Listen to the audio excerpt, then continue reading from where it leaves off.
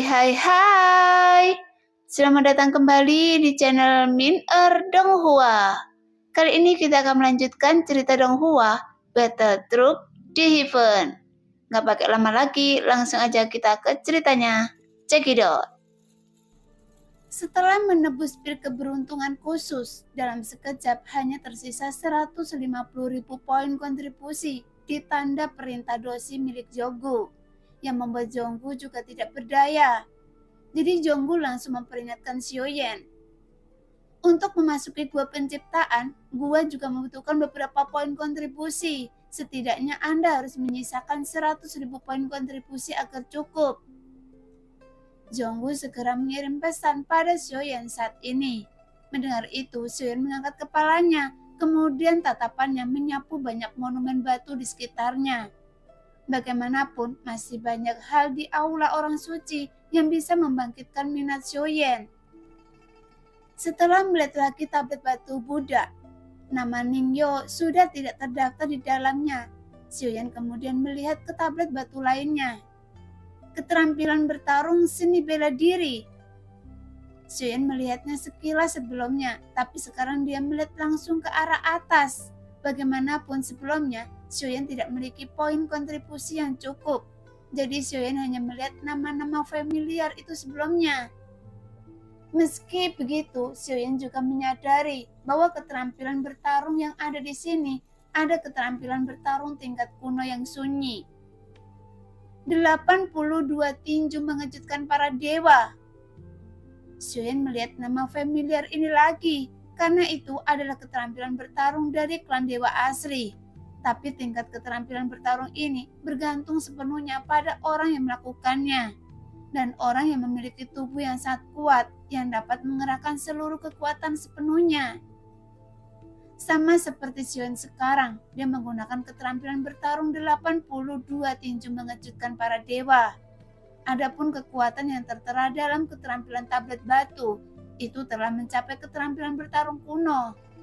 Hanya saja Xiaoyan tidak dapat memverifikasi keaslian keterampilan bertarung 82 tinju mengejutkan para dewa tersebut.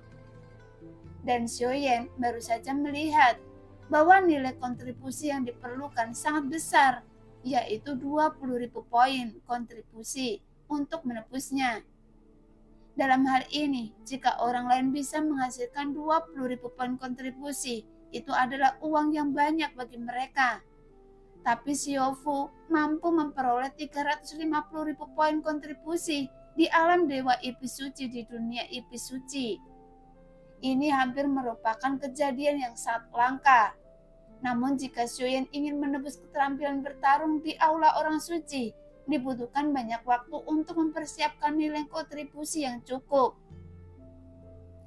Karena di tablet batu ini, keterampilan bertarung ini tidak diurutkan berdasarkan tingkat keterampilan bertarung. Karena setiap keterampilan bertarungnya berbeda-beda nilainya. Jadi secara alami berbeda untuk setiap orang. Dan sekarang fokus Xiaoyan adalah pada keterampilan bertarung yang berkaitan dengan api, guntur, dan kekuatan fisik. Tentu saja, Xiaoyan sebenarnya punya banyak cara untuk mengatasinya. Bagaimanapun, sebagian besar keterampilan bertarung Xiaoyan mampu berkembang sesuai dengan meningkatnya kekuatan Xiaoyan sendiri. Tinju Dewa Lingguang, poin kontribusi 20.000. Teknik Yon Luo Tong Tian, 30.000 poin kontribusi. Adapun nama-nama ini juga cukup terdengar mendominasi. Sayangnya, nilai kontribusi yang ada masih belum mencukupi. Tebasan guntur setengah bulan. Nama ini. Xiaoyan terus melihat nama-nama ini. Setelah menyapu dan hanya dapat melihat satu nama, tidak sulit untuk memperoleh informasi yang lebih detail secara akurat.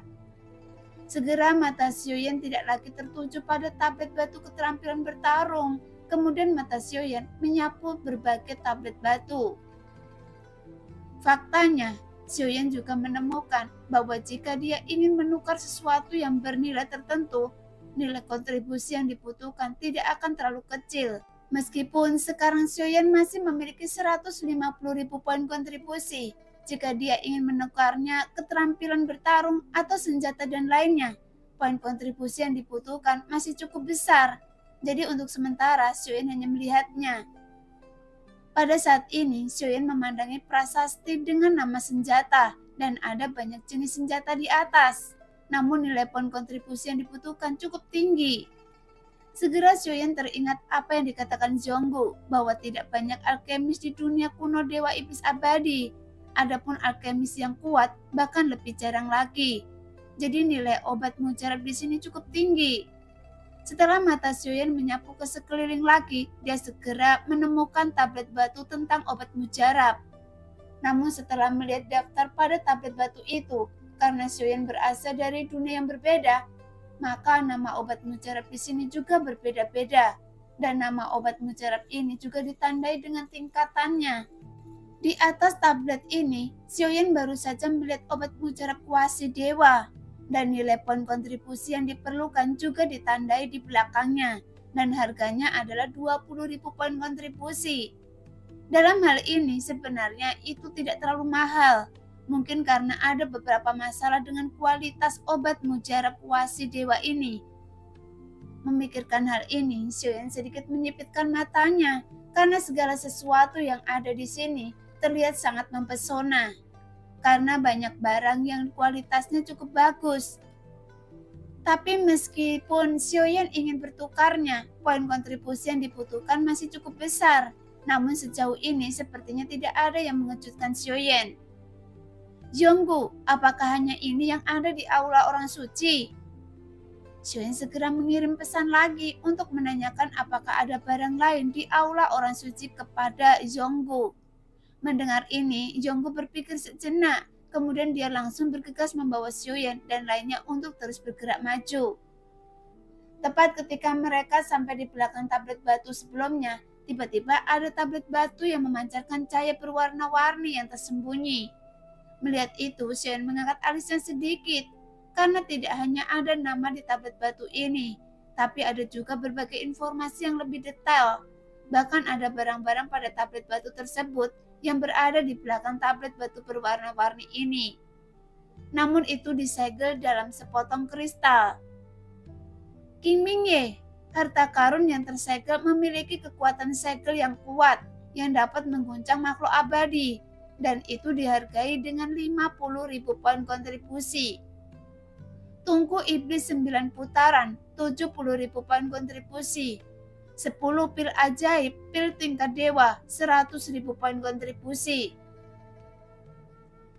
Selain itu, masih banyak gambar yang tersisa, bahkan ada banyak petunjuk tentang buah penciptaan, dan untuk memasukinya dibutuhkan setiap blok, setidaknya 20.000 poin kontribusi. Adapun di atas tablet batu berwarna-warni ini, itu adalah semua hal teratas di aula semua orang suci. Tapi melihat nilai poin kontribusi yang dibutuhkan sudah terlihat bahwa tidak ada hal yang biasa. Xiuyan segera tebus dengan hal-hal ini. Sayangnya, saya tidak bisa memiliki ramuan tambahan yang disempurnakan saat ini. Saya ingin tahu apakah saya dapat menukarnya dengan poin kontribusi di sini, atau menukarnya dengan barang di tablet batu berwarna-warni ini dengan sesuatu. Segera mata Xiuyan lebih tertuju pada bagian bawah tablet batu, kemudian berbagai selip giok dengan gambar sisa catatan sederhana. Prasasti ini berisi pemikiran Jitian Hun Sun, atau temukan asal mula jiwa yang hilang. Jiwa Jintian 50.000 poin kontribusi. Asal mula jiwa. Melihat itu, Xiuyan tiba-tiba memiliki cahaya terang di matanya, karena kekuatan jiwa telah stagnan untuk waktu yang lama.